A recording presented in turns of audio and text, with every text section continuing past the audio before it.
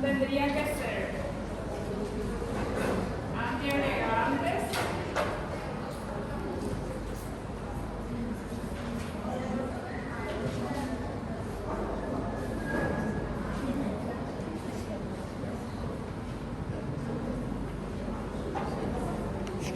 y fibrinolíticos, antiagregantes, anticoagulantes y fibrinolíticos. ¿Por qué? Porque estos son los que actúan en la parte de la agregación plaquetaria, que es lo primero que ocurre en la población, luego la formación del coágulo y luego la fibrinólisis.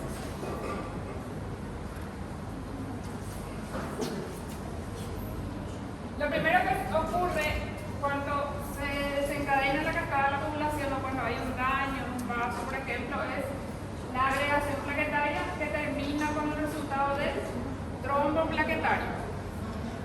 En la segunda etapa de la coagulación, ahí, una vez que se forma el trombo plaquetario, que se va a formar acá, se forma el coágulo que es de fibrina. Y eso, ahí es cuando deberían actuar los anticoagulantes. Entonces, en la primera etapa se forma el trombo plaquetario. Ocurre el daño en el endotelio y ahí ocurre la adhesión plaquetaria, agregación plaquetaria y se forma el trombo plaquetario. Luego se activan estos factores de la coagulación también y ahí se forma el coágulo de fibrina. Eso es lo que normalmente tiene que ocurrir, que es un mecanismo protector en algunos casos, ¿verdad? Cuando hay un daño del endotelio, primero ocurre una vasoconstricción para tratar de detener ese sangrado ahí. Ocurre la adhesión y agregación plaquetaria con la formación del trombo plaquetario. Luego, ese trombo plaquetario se va a convertir en coágulo de fibrina y ese coágulo de fibrina después se tiene que lisar, o sea, tiene que romperse y ahí ocurre la fibrinólisis.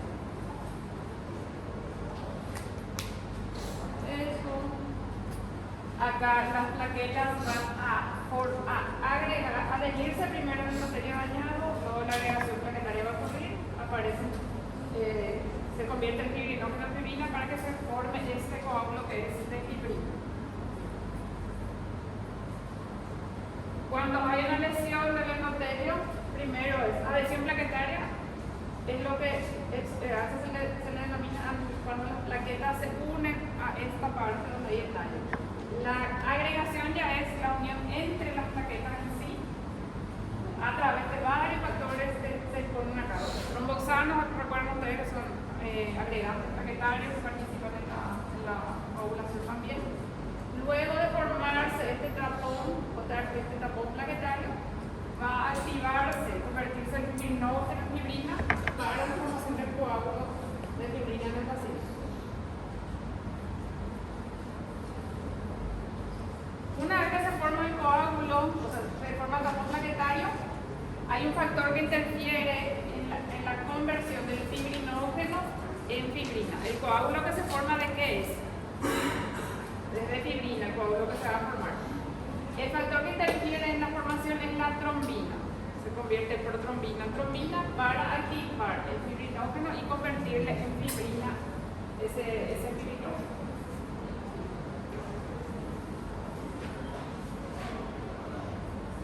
Acá hay algunos factores que actúan luego de que haya daño vascular, los factores que favorecen la vasoconstricción, los factores que favorecen la agregación plaquetaria.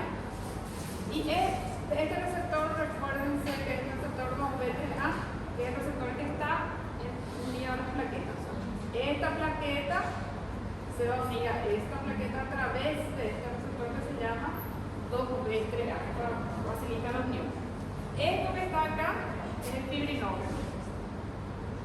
Cuando sobre este fibrinógeno actúe la trombina, se va a convertir el fibrinógeno en fibrina y ahí se va a formar el coágulo que se forma en la segunda fase de la hemostasia. Ahí se forma el tapón, o sea, el trombo de fibrina que después se tiene que lisar otra vez.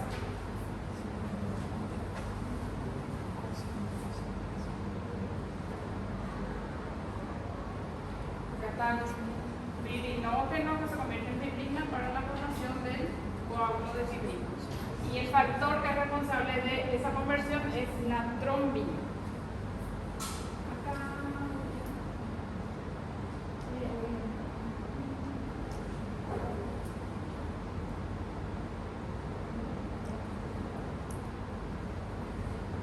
Recuerda más o menos la que cada población, no te estoy preguntando todos los vectores, estoy diciendo lo que ocurre. Primero, una vez que haya daño en el endotelio, por ejemplo, una placa de goma se rompe. ¿Qué ocurre? Adhesión plaquetaria, agregación plaquetaria, formación del trombo plaquetario y luego se va a formar el coágulo de fibrina. Ese fibrinógeno se convierte en fibrina para que se forme ese coágulo. ¿En qué ocurre eso? En el síndrome coronario agudo, en el infarto, en el accidente cerebrovascular isquémico, en un tromboembolismo, por ejemplo, también en la parte venosa, una trombosis venosa, un tromboembolismo pulmonar, o en las enfermedades arteriales periféricas. En esos casos ocurre ese proceso.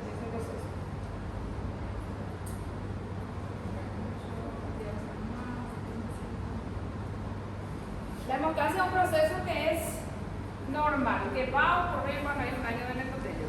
El problema es cuando eso tapona todo un vaso. Si es que hay un daño en el endotelio, por ejemplo, tiene que ocurrir la vasoconstricción para detener el dañado, el sangrado, tiene que ocurrir la adhesión y la agregación plaquetaria. El problema ocurre cuando se ocluye todo un vaso por ese proceso.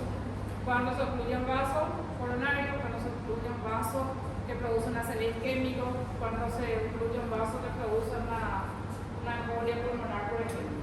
Ahí se tiene que intervenir de otra manera. La hemostasia se refiere a algo que es fundamental para reparar el daño endotelial. Cuando hay un desequilibrio en esa hemostasia, aparecen las diátesis, quiere decir una alteración en la coagulación. Una diátesis hemorrágica que va a producir sangrado, una diátesis trombótica que va a producir la oclusión del vaso o del vaso arterial o del vaso venoso. Para hablar un poquito de estos tres grupos de medicamentos, vamos a empezar con los antiagregantes, que son los que van a intervenir en la primera fase del proceso de la coagulación, en la antiagregación plaquetaria. Les decía que recuerden que hay un receptor que se llama COMP3A, que está en las plaquetas, y a través de, este receptor se une ese fibrinógeno. Este fibrinógeno pues se va a convertir en fibrina. Entre los antiagregantes, el más utilizado por lejos es el ácido acetilsalicílico, que es un inhibidor de la ciclooxigenasa 1, porque es la ciclooxigenasa 1 la que se encuentra en las plaquetas. En este otro grupo de medicamentos que interfieren en ese complejo 2B3A, que era el receptor que decía que recuerden, el medicamento que más frecuentemente se utiliza es el clopidogrel. Acá el ácido acetilsalicílico, acá el clopidogrel. Estos que están acá son todos de administración parenteral. Ácido acetilsalicílico se administra por vía oral, clopidogrel por vía oral, y estos que están acá, el axintimab, la desintegrina, el tirofiban, son todos de administración parenteral, o sea, toda administración endovenosa en el paciente. Después hay otro medicamento que a veces se utiliza, que es el cilotazol.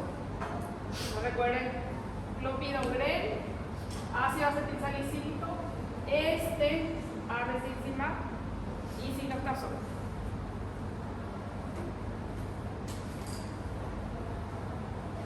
El antiagregante más utilizado es la aspirina o el ácido acetilsalicílico, que interfiere en la producción de tromboxano. Los tromboxanos favorecían la agregación plaquetaria. Lo que hace el ácido acetilsalicílico es disminuir la producción de tromboxano. Entonces, con eso disminuye la agregación plaquetaria. El tromboxano es un factor, es una sustancia que favorece la agregación plaquetaria. Entonces, si se inhibe la producción de tromboxano, disminuye la agregación plaquetaria.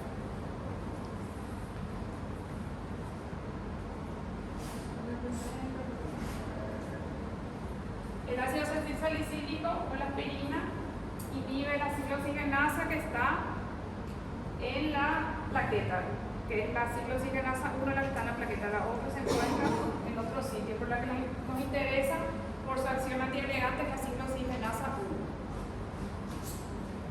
Puede inhibir la formación de trombosano, entonces disminuye la agregación plaquetaria en los pacientes. Se utiliza con una dosis que puede ser útil ya de 75 miligramos día, o sea, una vez por día en el paciente como antiagregante, y se utiliza para patologías coronarias, angina, infarto, para accidentes cerebrovasculares isquémicos, para enfermedad vascular periférica y cardiología intervencionista. Cuando el paciente se hace cateterismo, por ejemplo, se utiliza ácido salicílico. Este es el más utilizado. ¿Cuál les parece que va a ser el efecto adverso más frecuente que puede tener el ácido salicílico? Sí, su efecto es antiagregante. Sangrado o hemorragia es el efecto que más frecuentemente puede producir el ácido salicílico. Este antiagregante es el que más se utiliza, el ácido salicílico. Después apareció otro antiagregante que es, entre lo que está citado acá, es el clopidogrel el que más se utiliza. En algunos lugares está disponible ya también este medicamento que es el prasugrel, que es más potente que el clopidogrel, pero tiene más riesgo de sangrado también. Entonces se sigue prefiriendo en este orden: primero ácido salicílico, luego clopidogrel para la utilización como antiagregante. El prasugrel puede ser una opción también en algunos casos, pero tiene un poco más de riesgo de producir sangrado, por eso se suele preferir el clopidogrel. El clopidogrel también tiene una acción que suele ser irreversible, por eso también está indicado que se suspenda una semana por lo menos antes de algún procedimiento. Tanto el ácido salicílico como el clopidogrel se tiene que suspender una semana antes de los procedimientos para que pase el efecto antiagregante que tiene. La ventaja que tiene el prasugrel es que tiene un inicio de acción más rápido, pero también tiene más riesgo de producir sangrados. Y hay mayor experiencia con el uso del clopidogrel que con el prasugrel. Los dos, estos se hacen por vía oral. Entonces, antiagregantes, la administración por vía oral son ácido salicílico, clopidogrel. Estos son la administración por vía oral y son antiagregantes, no son anticoagulantes, son antiagregantes.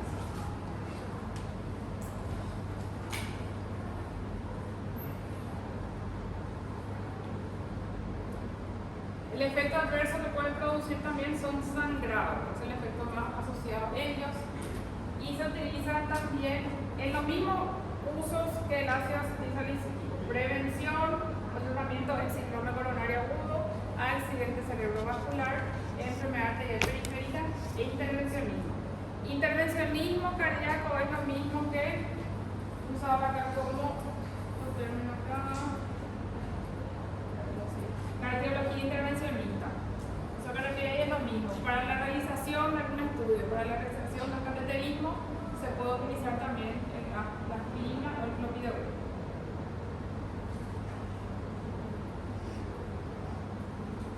Y se pueden usar tanto para prevenir un evento como para prevenir un nuevo evento. O sea, el paciente que todavía no tuvo ACV, todavía no tuvo infarto, todavía no tuvo un episodio de una arteriopatía, una oclusión arterial aguda, se puede usar en esos casos. O el paciente que ya tuvo un ACV isquémico, ya tuvo un infarto miocárdico, ya tuvo una oclusión arterial, y para prevenir un nuevo evento se puede usar. Entonces, tanto para prevención primaria como para prevención secundaria. La aspirina actúa sobre los tromboxanos, disminuyendo su síntesis. El clopidogrel actúa sobre el ADP.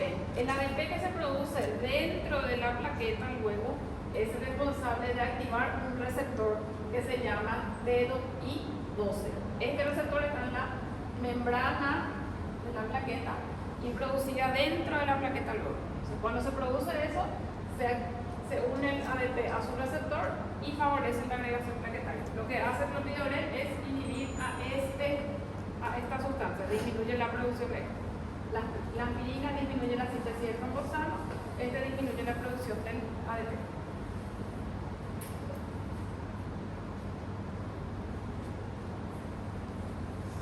En la mayoría de los casos se utiliza un antiagregante. En el paciente que tiene ACV isquémico, en el paciente que tuvo una enfermedad arterial periférica,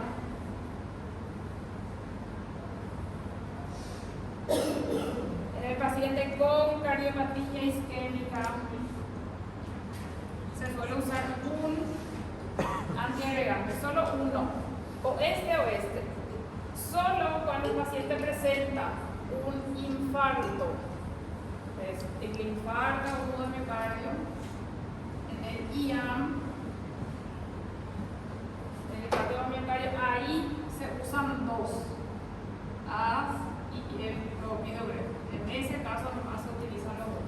En los otros casos se usa uno. El paciente, si tiene ACV isquémico, casi siempre se inicia con ácido acetilsalicílico. Enfermedad arterial periférica, ácido acetilsalicílico. Cardiopatía isquémica, hablando de cardiopatía isquémica, estamos hablando de algo crónico, hubo nomás también ácido acetilsalicílico. Cuando el paciente presenta un evento de infarto agudo de miocardio, ahí se usan los dos, por lo menos por 6 meses. Puede ser un poco más, pero por lo menos por 6 meses se tiene que usar los dos juntos. ¿Cuál es la diferencia entre un síndrome coronario agudo y el infarto agudo de miocardio? Que uno ya diagnosticó.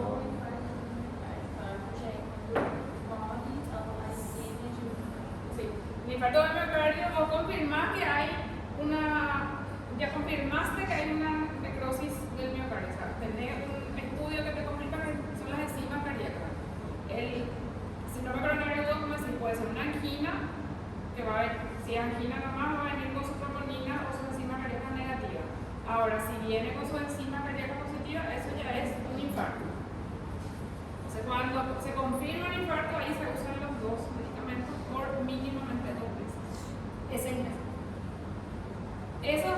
Los dos antiagregantes entonces que más se usan son ácido acetilsalicílico y clopidogrel. Entre los dos, ¿cuál se usa más? Ácido acetilsalicílico.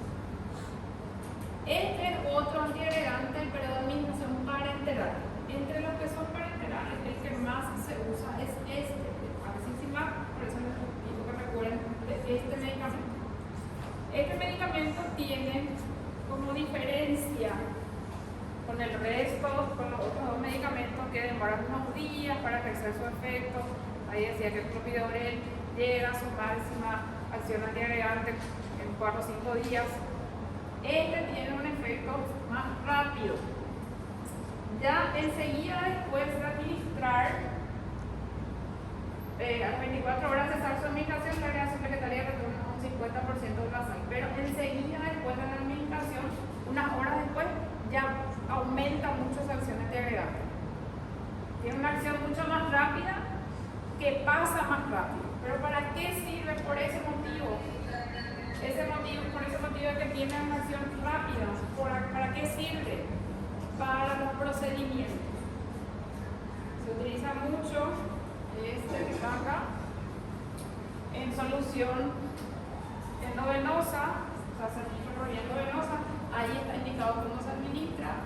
Se hace una dosis en bolo por kilo peso, después se hace una infusión otra vez. Y como tiene una acción rápida, que pasa también rápidamente, se usa mucho para los procedimientos. O sea, para el paciente que va a tener un cateterismo, por ejemplo, se suele utilizar eso como antiagregante. Entre los de uso parenteral es el más utilizado. ¿Dónde actúa? Ahí dice inhibidor antagonista del complejo 2B3A, que es este receptor que está acá. Les dije al inicio, este receptor está en todas las plaquetas. ¿Y cómo se unen las plaquetas entre sí? Con el fibrinógeno que se une a esos receptores. Después se convierte en fibrina y ahí se forma ese coágulo. Acá actúan los inhibidores de la glicoproteína 2B3A. Pongan a ver si encima.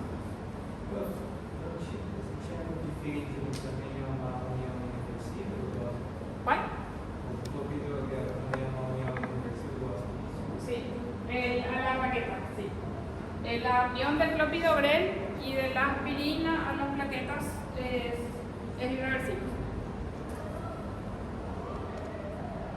Por eso ese tiempo de suspender una medicación 7 días por lo menos antes del procedimiento. Pues también otro antiagregante también parenteral, el tirapivan, pero yo quiero que recuerden a veces que más se utiliza, que es un antiagregante, no es anticoagulante, antiagregante.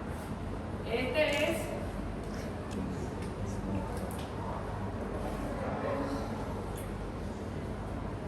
el AS, vía oral, Clopri, vía oral. Este es endovenoso. Y estos tres son antiagregantes. Siempre tienen un poquito de antiagregantes.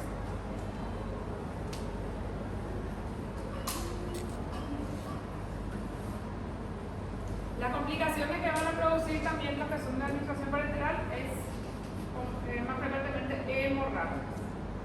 Eso es lo que más, con cualquiera, tanto por vía oral como por vía parenteral, entonces el efecto adverso más frecuente es el desarrollo de hemorragias.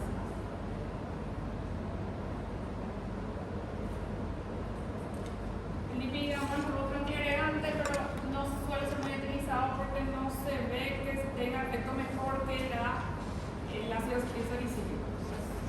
Eso no lo recuerdo. Este sí. El silotazol es un antiagregante que se utiliza específicamente en un cuadro que es la claudicación intermitente en pacientes con enfermedad arterial periférica. Solo para ese caso se usa. ¿Recuerdan qué significa esto?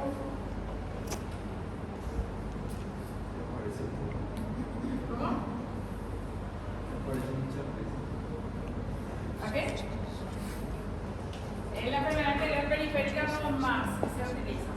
Esto se puede usar para el paciente que se basa en el intervencionismo, cateterismo, por ejemplo. Esto se utiliza para el paciente con infarto, ACV, también enfermedad arterial periférica. El silotazol solo en este caso, en la enfermedad arterial periférica. La enfermedad arterial periférica, ¿cómo se clasificaba? ¿De acuerdo a qué? O sea, ¿de acuerdo a qué se clasificaba la enfermedad arterial periférica? ¿Qué criterio tenía en cuenta para su clasificación?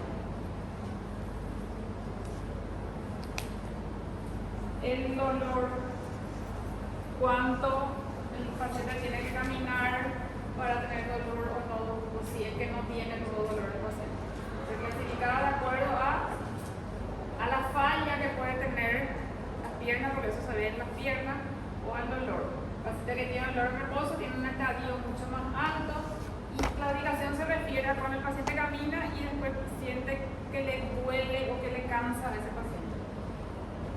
Y para estos casos de claudicación, o sea, esto quiere decir claudicación menor a 200 metros, con caminar 2 cuadras el paciente ya va a sentir cansancio o va a sentir dolor porque el flujo no es suficiente, va a sufrir isquemia. ¿Por qué se ve esa claudicación? Porque hay isquemia, tiene una enfermedad arterial periférica, tiene alteración en el flujo sanguíneo de las piernas, y cuando hace esfuerzo ya no es suficiente la cantidad de sangre que circula por las arterias para irrigar esos músculos, y ahí presenta la claudicación. ¿Cómo? El dolor en las piernas, sí, en las piernas. Y para ese caso se utiliza el silotazol porque es un medicamento que tiene un efecto antiagregante y aparte tiene un efecto también vasodilatador. De la vasodilatación que va a hacer, va a mejorar la irrigación en esos pacientes. Entonces, para el episodio de claudicación y para la enfermedad arterial periférica se utiliza el silotazol. Solo para ese caso se utiliza. Porque para otros casos no se vio nada que sea más útil como antiagregante, más útil que el ácido acetilsalicílico o el clopidogrel. Entonces, solo para enfermedad arterial periférica. Los cirujanos vasculares indican mucho de esta medicación.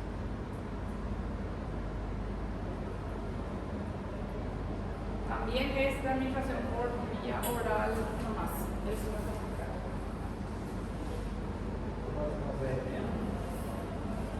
No suele producir edema, a pesar de que produce vasodilatación, no suele producir edema en el paciente.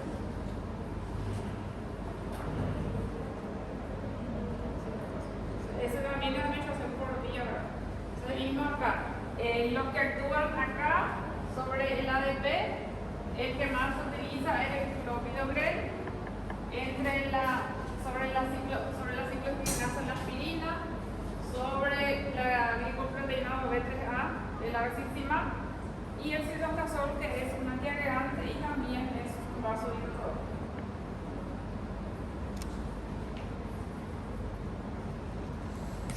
¿Y en qué caso usamos nosotros los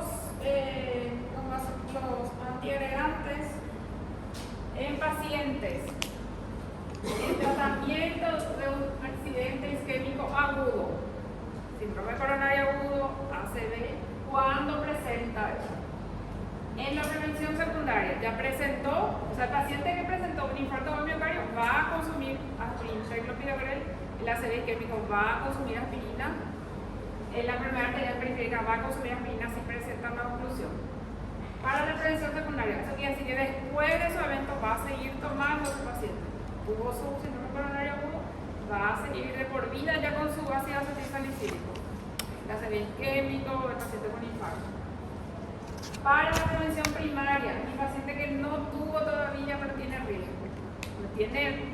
no tuvo ningún evento isquémico pero tiene factores de riesgo, tiene que tomar. Ya tuvo un evento, tiene que seguir tomando. Está con un evento, va a tomar también. Y en cardiología intervencionista, donde se puede usar tanto API, clopidogrel y arexipimab. La diferencia es que este se hace por vía parenteral y esto se hace por vía oral. El efecto adverso más frecuente de todos ellos es hemorragia, de cualquiera de ellos, hemorragia. Entre los antiagregantes que más se utiliza es el ácido acetilsalicílico, la segunda opción clopidogrel. Los antiagregantes del 2B3A están indicados en episodios agudos y procedimientos intervencionistas.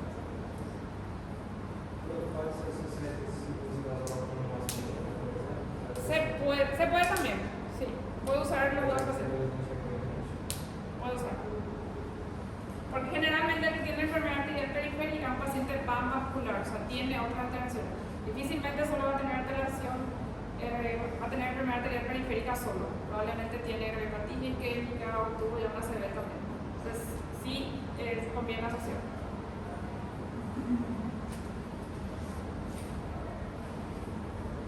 Eso de antiagregantes. ¿Cuáles se administran por vía oral? ¿Cuáles se administran por vía parenteral? Y el efecto adverso más frecuente de todos ellos es sangrado. Entre los anticoagulantes, se llama casi, a ver, este es bien defino, es mucho más complicado, pero yo creo que recuerden.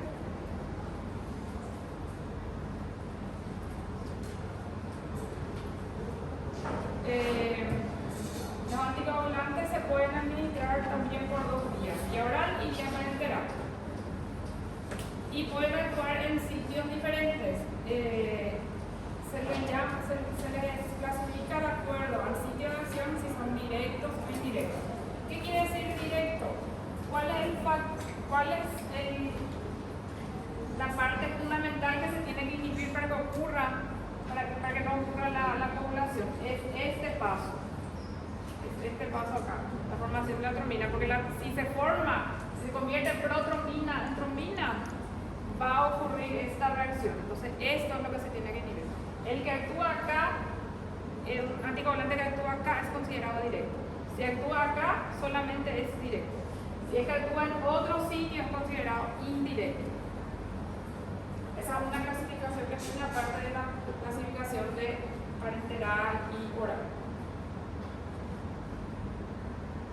En la parte de anticoagulantes, vamos a ver cuáles, entre los efectos adversos también hemorragia es lo más frecuente, y cuáles tienen antídoto y cuáles no. Eso quiero que recuerden. Esto no tiene un antídoto. Esto ninguno de los antiagregantes tiene antídoto, pero entre los anticoagulantes sí hay algunos que tienen antídoto. ¿Cuándo se utiliza? Cuando el paciente presenta un sangrado por esa administración. No de administración oral y no de administración parenteral. Antídoto y administración de la misma que es oral. Acá también se tiene el antídoto y vía la administración. Acá puede ser, porque acá sí tiene administración porque puede ser endovenosa o puede ser subcutánea. Los que son directos son los que van acá. Este, por ejemplo, es directo y todos los demás son indirectos. ¿Por qué? Porque actúan en otros sitios. O directamente en otro sitio que no sea en la trombina o en la trombina y algún otro factor.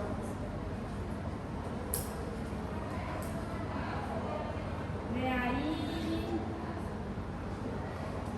esos que también son todos parenterales.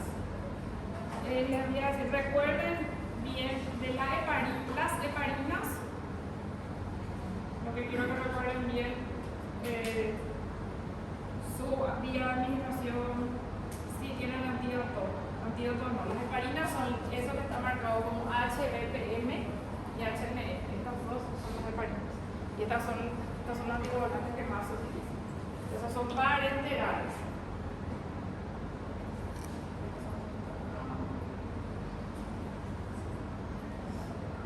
Otra cosa para recordar es si tienen forma de controlar su acción por el laboratorio. Si tienen control.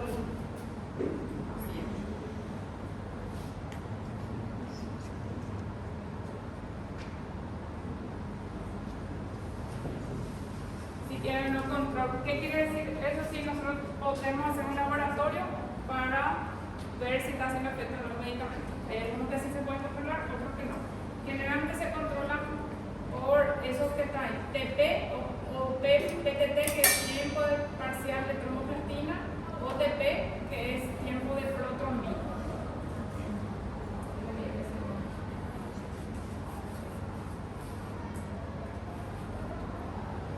Estos son, por estos dos tipos de valores se pueden controlar, por TTPA o por TP. Recuerden ustedes los componentes del coagulograma, por qué se pedían estos estudios en el paciente. En un paciente que tiene, o sea, si la coagulación está normal, tiene que estar dentro del tiempo el TP y acá el TTPA. Si el tiempo está prolongado, ¿qué quiere decir? Que tiene más riesgo de sangrado ese paciente. ¿Sí? El número D es marcador de qué? ¿Cómo? ¿Y por qué se forma el número D? Por la destrucción del coágulo. La fibrina, cuando se degrada, produce el número D. Entonces, ¿cómo está en un paciente que hubo un proceso de coagulación? ¿Cómo está el número D? Está aumentado porque el fibrinógeno se convirtió en fibrina, se degradó. La fibrina se formó el número D. Entonces, eso tiene que estar aumentado en el paciente. ¿Por qué no es diagnóstica de número D? Te orienta, pero no es diagnóstica. Porque esto indica que es un proceso de coagulación humana, no específicamente el sitio. El fibrinógeno, ¿cómo está en un paciente que sufrió un proceso también de coagulación? Disminuido. Porque este se consume, este se convierte en fibrina, entonces disminuye. Este se convierte en fibrina, el fibrinógeno, entonces disminuye. Esa fibrina se convierte en número D y ese sí va a estar aumentando. Este aumenta, este disminuye. Y las plaquetas pueden estar o no alteradas también en el órgano, no siempre están alteradas. Hay un valor que ayuda también con el que se controla la función de algunos anticoagulantes, que es el INR. El INR tiene en cuenta ese valor que es el TP y se tiene en cuenta el TP del paciente y un TP normal. O sea, el INR tendría que ser cercano a 1. Cuando el INR está muy alto, ¿por qué está muy alto el INR? Porque quiere decir que esto está muy largo. Porque el TP, el paciente es lo que va a determinar acá. Entonces, si es que el TP normal es de 15 segundos y el paciente tiene un INR un TP de 50, ¿cuánto va a estar su INR? Más de 13. Entonces, eso quiere decir que tiene mucho riesgo de sangrado ese paciente. Eso sirve para controlar también la acción de algunos anticoagulantes. Entre los parenterales, para recordar estos dos que son los que más se utilizan, la heparina no fraccionada y la heparina de bajo peso molecular. Las dos son heparinas, solo que lo que varía es el peso molecular. La de bajo peso molecular tiene cadenas que son todas del mismo peso. Y la no fraccionada tiene cadenas que son pesadas y cadenas que son más livianas. La acción de la no fraccionada sí se puede controlar con el TTPA. Poniendo acá. Se controla con el TTPA. Y la heparina de bajo peso molecular no necesita, o sea, no se puede hacer el control de su actividad. De la no fraccionada sí, de la de bajo peso molecular no se hace. Las heparinas son las que más se suelen usar en los pacientes que están internados. Si se puede, se usa más esta que es esta de bajo peso molecular porque es más segura, más fácil de manejar. La no fraccionada tiene algunas indicaciones para su utilización también. Y esta heparina. Estos medicamentos disminuyen las plaquetas. Puede producir. Uno de ellos puede producir porque se pueden unir a las plaquetas. La heparina se puede unir y producir un anticuerpo que destruye las plaquetas. Puede producir trombopenia. No te agregan. Los antiagregantes también pueden producir. La heparina de no fraccionada se administra principalmente por vía endovenosa, porque su administración por vía subcutánea tiene una vía disponibilidad baja. Entonces la no fraccionada se hace por vía endovenosa y la heparina bajo peso se hace por vía subcutánea. ¿Por qué la no fraccionada se hace por vía endovenosa? Porque su biodisponibilidad es muy baja. Se conviene más hacerlo así.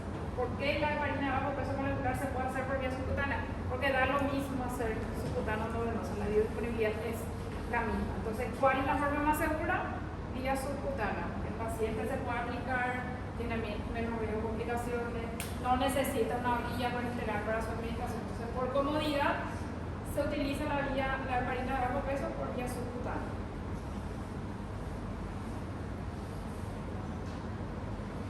Cualquiera de las heparinas se puede usar en el embarazo porque ninguna atraviesa la barrera placentaria, o sea, no le va a afectar al bebé, se puede usar. Pero se prefiere esta. ¿Por qué? Porque es subcutánea.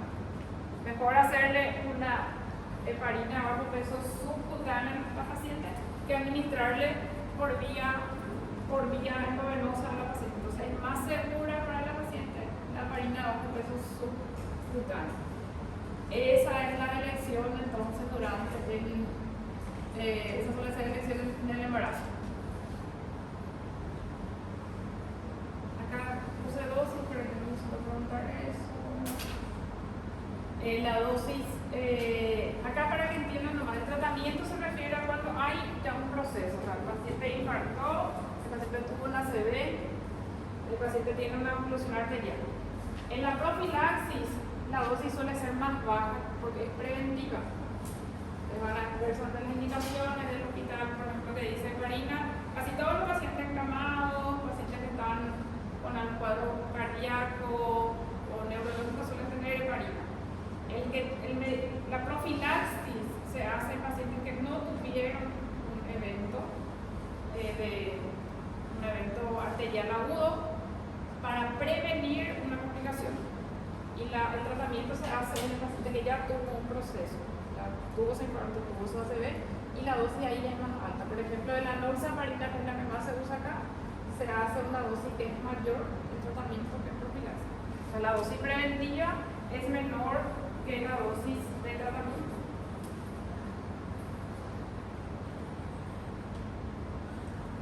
El efecto adverso más frecuente y más importante es la hemorragia, que se puede producir por varias razones, porque le da una dosis muy alta, porque el paciente tiene alguna alteración en la coagulación también, porque se asocia con otro medicamento y se suele asociar con aspirina, con clopidogrel, con heparina, porque es necesario, pero aumenta el riesgo. Cuanto más medicamentos estén asociados, más riesgo hay. Puede producir trombopenia, pero todavía se puede ver por la administración de heparina también. Estos efectos se pueden ver a corto plazo, ¿ya? Estos efectos se ven en pacientes que usan por mucho tiempo. Esta es la osteoporosis. Hay pacientes que tienen que usar, solo pueden recibir heparina y reciben heparina por meses, 6 meses, 7 meses, 9 meses. Entonces, estos tienen riesgo de osteoporosis. No va a tener osteoporosis un paciente por 15 días de heparina, va a tener por uso durante meses. Se a pessoa para usar a heparina por muitos meses, ela pode usar associada a uma posição de heparina falsa? Sí, puede usar. Não vai bloquear efeito nenhum. Puede usar. Esos pacientes que suelen recibir por meses suelen ser pacientes, por ejemplo, oncológicos, que tienen mucho riesgo de formación de trombos, pacientes, generalmente oncológicos o hematológicos, lo que más reciben eso. Y pueden recibir una suplementación local. La plaquetopenia, ¿por qué aparece? Porque la heparina suele favorecer la formación de anticuerpos. Hay anticuerpos que se van a unir a la heparina entonces la heparina ya se une junto a la plaqueta de la heparina con el anticuerpo y eso favorece la plaquetopenia, la destrucción de las plaquetas. Por eso ocurre la plaquetopenia. Los efectos ahí más frecuentes de hemorragia, otros efectos son osteoporosis a largo plazo, trombocitopenia también, o trombopenia en los pacientes, y algunas lesiones dérmicas. Las lesiones dérmicas también se asocian a complejo linfómico. Tanto la trombopenia como las lesiones hematológicas se pueden asociar a complejo.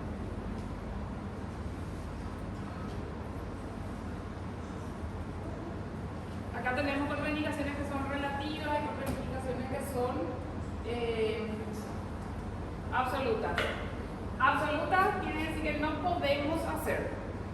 Relativa vamos a evaluar. Si es una absoluta no se pueden hacer estos medicamentos. En un sangrado, como el paciente tiene una diatesis, era alteración de la coagulación. Diatesis hemorrágica, entonces va a ser un sangrado en paciente, proceso hemorrágico vertido. Está con un sangrado, está con una epistaxis, está con una úlcera sangrante. Ese paciente por lo menos puede recibir ahí anticoagulante. Una hemorrágica que me da reciente, generalmente menos de 3 meses suele ser eso. Aneurismas contraindican también la administración de anticoagulante. Y embarazo, excepto heparina. Lo único que va a recibir la paciente es heparina. Acá la no fraccionada se puede utilizar en pacientes, en todos los cuadros de enfermedades tromboembólicas, ya sea venosa, TBP, TEP, infarto o miocardio, síndrome coronario, o sea, infarto o miocardio se ve isquémico, también está indicado, y oclusión arterial. Entonces, en esos casos, estas son las indicaciones de la heparina no fraccionada. Se controla con TPA, se administra por vía endovenosa y tiene un antídoto que es la protamina. La heparina de bajo peso molecular no se controla su utilización, se administra por vía subcutánea y tiene el mismo antídoto. Eso sí, sirve para algo. ¿Cuándo se hace? ¿Por qué? ¿Para qué este antídoto? Para que si el paciente tiene algún sangrado se le administra.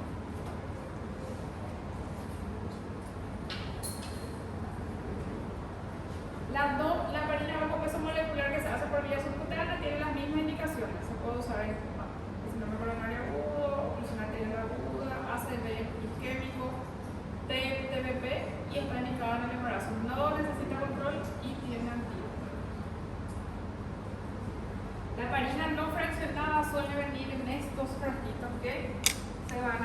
se saca de esto lo que se va a administrar al paciente.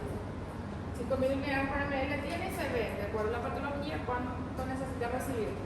La heparina de bajo peso molecular ya suele venir así, preparada para su administración. Ya viene la jeringuita y se administra directamente esto. Acá, esto se pasa a una jeringuita y se administra. Esto se puede administrar directamente.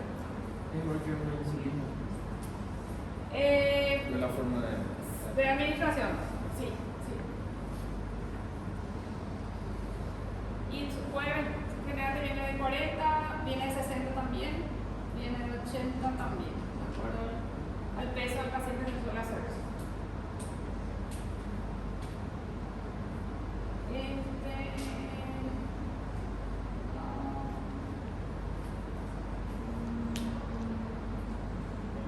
De los que son parenterales, recuerden eso, de heparina no presionada y de bajo peso molecular. Entre los orales, sí, estos tres hay que recordar. Los antagonistas de la vitamina K son los más antiguos, son los anticoagulantes que son más antiguos. ¿Y cuál va a ser el antídoto ahí? Ustedes van a saber cuál. El antagonista de la vitamina K. Vitamina K. Esos son medicamentos, esos sí tienen antídoto, son los más antiguos, son medicamentos que no son muy costosos, son indirectos porque actúan sobre varios factores. Ellos actúan sobre todos los factores relacionados con la vitamina K en el proceso de la coagulación, que son 4, 2, 7, 9 y 10. O sea que tienen efectos sobre varios factores de la coagulación. Estos antídotos de la vitamina K son los más baratos, son los medicamentos con los que más hay datos o estadísticas, pero son medicamentos que tienen una ventana terapéutica estrecha. Así como la dioxina, fácilmente se puede pasar la dosis en el paciente. Tiene una variabilidad interindividual muy importante.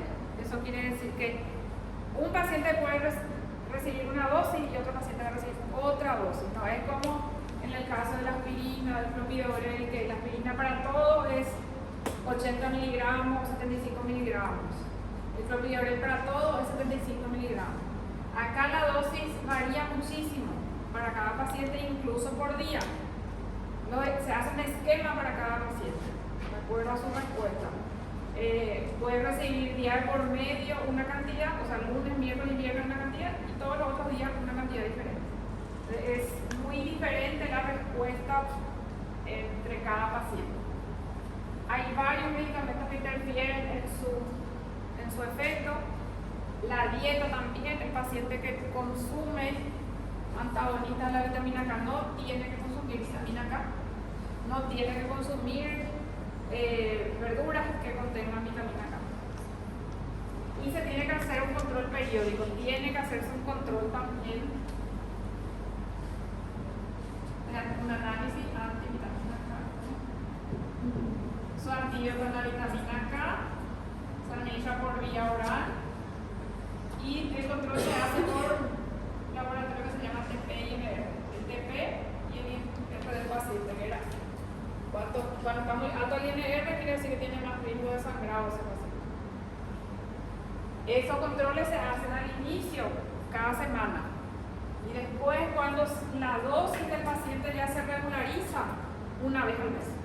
Pero todos los meses tiene que hacerse el paciente, porque si no, corre el riesgo de que haya o esté muy anticoagulado y tenga riesgo de sangrado, o no esté anticoagulado y presente otra vez un nuevo evento.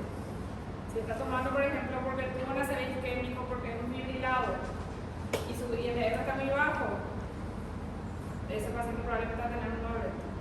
Si su INR está muy alto, está 5 o 6, tiene riesgo de presentar sangrado. Eso tiene que controlar.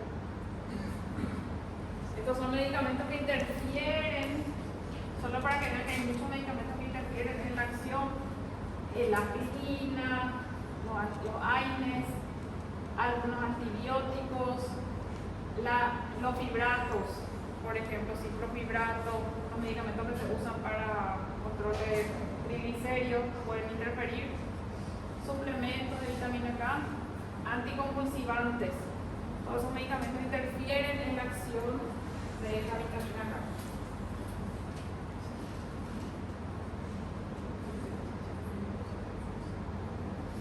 K. Esos son los factores que están relacionados con la vitamina K dentro de la cascada de la población. El 2, 7, 9 y 10. Que son los que disminuyen, que esos factores disminuyen cuando el paciente toma medicamentos antivitamina K. La reacción adversa más frecuente es la hemorragia. El control se hace por TPINR. Ahí recuerden nomás la acción más, la respuesta, el efecto adverso más frecuente es hemorragia. Se administra alguna vez al día. Se realiza el control con TPINR. El rango terapéutico suele ser un INR de 2 a 3, en algunas patologías puede variar. El INR era normal de 0,8 a 1,2. Para que esté bien anticoagulado tiene que estar entre estos valores del paciente, o en algunos casos incluso más. Su antídoto es la vitamina K, plasma fresco también. El plasma fresco le da factores de la población, por eso también sirve. Y estos son los dos antagonistas de vitamina K, sinopumarol y warfarin.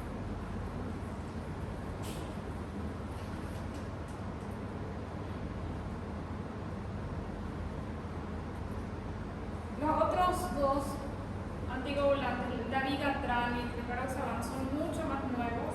Son medicamentos con los que se tiene un poco menos de experiencia de utilización y fueron desarrollados inicialmente para el uso de pacientes traumatológicos. Primero se empezaron a utilizar en pacientes para prevenir episodios traumaembólicos en cirugías de cadera y rodilla. Las cirugías que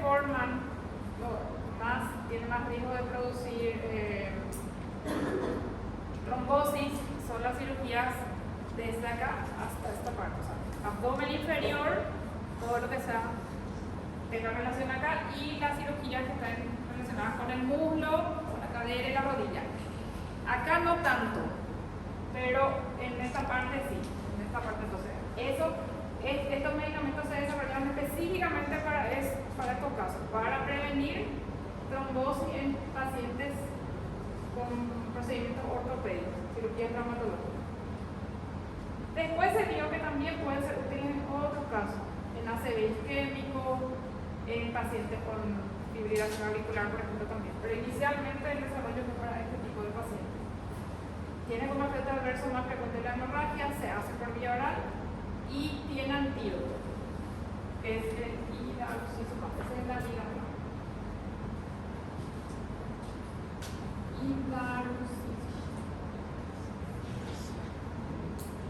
Y no se controla, no se da en embarazadas, se da solo en algunas patologías. El otro medicamento es el rivaroxaban, que no tiene antídoto y no necesita control. El siguiente que también se desarrolló para su utilización en pacientes con procedimientos ortopédicos. El mismo tipo de procedimiento, en esos primeros se utilizó. Después se empezó a utilizar en otros pacientes y ahora están autorizados para algunas enfermedades. ¿Cuál es la ventaja que tiene la vitamina K? Que hay más experiencia y está autorizada para todos los tipos de todos los casos donde se necesita anticoagulación. Rivaroxaban y dabigatran están autorizados solo para algunas patologías. Tiene como efecto adverso también más frecuente la hemorragia, no tiene antídoto y no se realiza control. Esa es la ventaja de estos medicamentos, porque con la antivitamina K se tiene que hacer su control mensual. Estos son los originales de esos laboratorios. Esos medicamentos fueron desarrollados por laboratorios grandes, Behring, Guggenheim y Bayer. Estos son los originales, el dabigatran y el rivaroxaban. No hace mucho que hay genéricos de estos, porque estos son medicamentos desarrollados por esos laboratorios. Pero son mucho más caros que los antagonistas de la vitamina K. Haciendo pumarol, warfarina son mucho más baratos.